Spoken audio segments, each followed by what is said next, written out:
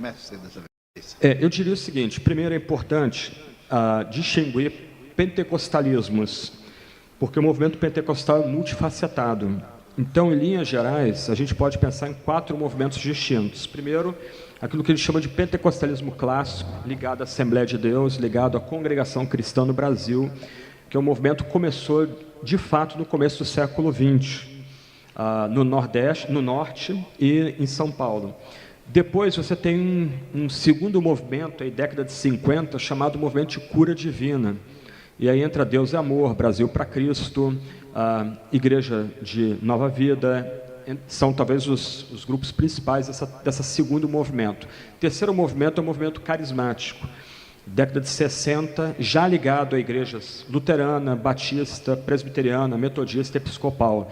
E o movimento mais recente, que alguns chamam de neopentecostalismo, eu sugiro hiperpentecostalismo e já explico por quê, conectado aí à Universal do Reino de Deus, Igreja Mundial do Poder, né? Poder de Deus, essas novas igrejas de década de 80 para cá, renasceram inclusive. Então, para cada um desses movimentos, há ênfases distintas. Por exemplo, os primeiros 2 movimentos, os primeiros 3 movimentos, eles falavam de batismo com o Espírito Santo. Para o pentecostalismo clássico, o batismo do Espírito Santo era evidenciado pelo dom de línguas. E o fim do batismo com o Espírito Santo era a santificação, uma capacitação para evangelização, uma certeza do amor divino. Já para o segundo movimento de cura divina, o batismo com o Espírito Santo estava mais conectado com cura propriamente dita, com exorcismo, mas nem tanto, talvez quem desse mais atenção para a questão do exorcismo era o Davi Miranda, falecido. Ele inclusive era famoso pelas entrevistas que ele fazia com endemoniados, né? Diz seu nome, tranca a rua. O que você vai fazer aqui? Vim matar um missionário. E era assim, década de 80, 70, né? Era assim que era o programa do Davi Miranda. E é engraçado que os demônios sempre tinham nome africano, de raiz africana, nunca a raiz anglo-saxã, inglesa, ou alemã, ou francesa, latina, né? Alguma coisa assim, sempre africano. O terceiro movimento é um movimento de cisão dentro de igrejas conservadoras, que é o chamado movimento carismático. Eles também falavam de um batismo do Espírito Santo, de uma segunda bênção, só que essa segunda bênção é conectada à contemporaneidade dos dons espirituais. Então entendia-se que Deus estava abençoando algumas pessoas dentro da igreja, com uma renovação de poder e capacitando pessoas a orar por cura, a ter fé, a ter uma palavra de sabedoria, talvez de profecia, de uma predição de algo que vai acontecer no futuro, ok. E essa terceira onda permanece muito influente em igrejas batistas, presbiterianas, luteranas, episcopais, etc. e tal. A quarta onda, chamada por alguns de neopentecostal, é uma extrapolação do pentecostalismo anterior. E eu sugiro hiperpentecostalismo. Por quê? Porque eles foram muito além das ênfases pentecostais clássicas. Por exemplo, a ideia do batismo com o Espírito, como a segunda bênção, é eclipsada nesses movimentos. Ela não entra, não é parte da linguagem desses movimentos.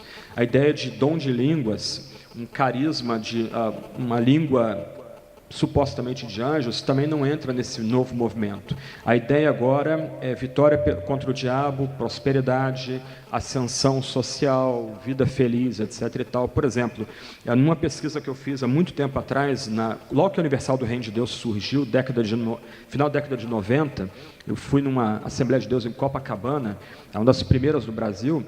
Eu vi, ninguém me contou, havia um envelopinho de oferta, você era convidado a botar a sua oferta ali, e havia valores estipulados para a oferta para casamento feliz. Aí tinha um casalzinho desenhado, você tinha que dar X para ter a bênção do casamento feliz. Você tinha uma oferta para ser designada para uma casa, para dinheiro, prosperidade e até mesmo para receber o Espírito Santo. Isso nos primórdios da Universal do Reino de Deus.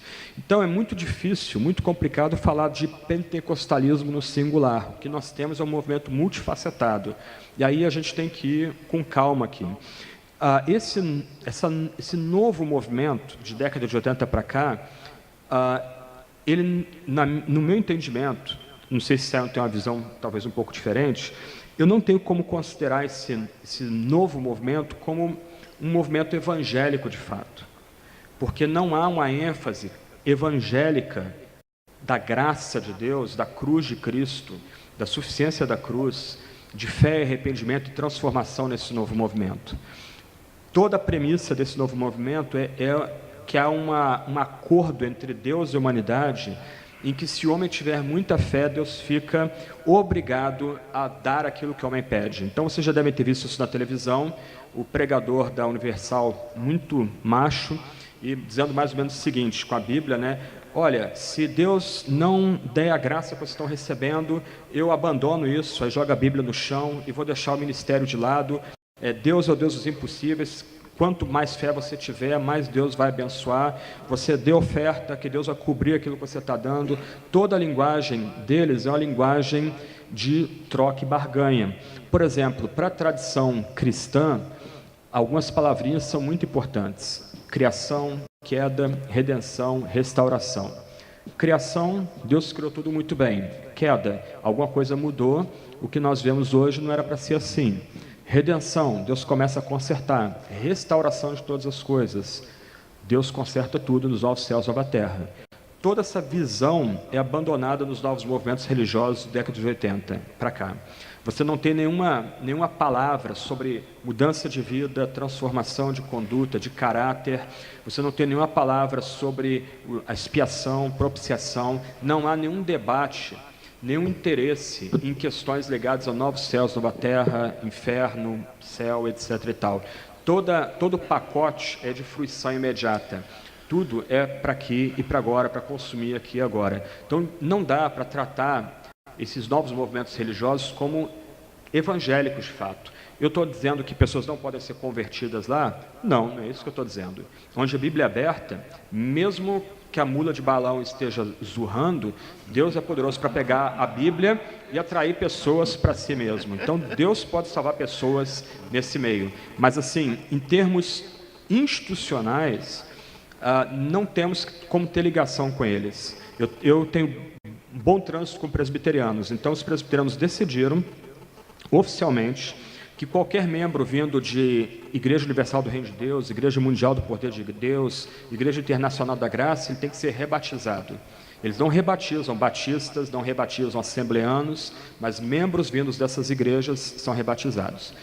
Agora, no caso de assembleanos e pentecostais clássicos, e mesmo alguns grupos de cura divina, eu tenho me surpreendido com o que eu tenho visto e ouvido do que Deus tem feito entre eles. Um interesse renovado em Bíblia, em pregação, em estudo da palavra, em leitura de boas publicações. E alguns amigos meus têm sugerido que o futuro do protestantismo brasileiro está com esses pentecostais clássicos, mediante o que Deus tem feito com eles. Eu tenho ficado muito impressionado. Algumas oportunidades que Deus tem me dado em falar em Assembleia de Deus, em seminários da Assembleia de Deus, a fome desses irmãos e irmãs por palavra, por pregação, não mais por histórias, testemunhos, mas pela Sagrada Escritura, pela exposição da Sagrada Escritura. Então, de um lado, a gente pode estar aberto a dialogar com eles e deve estar aberto a dialogar com eles e talvez até aprender alguma coisa com esses assembleanos, a forma como eles implantam a igreja em tudo quanto é canto, e de repente a igreja é autônoma e autossustentável ali. Então a gente tem alguma coisa a aprender com eles. Do outro lado, esses movimentos mais recentes, muito complicado, toda cautela é pouco.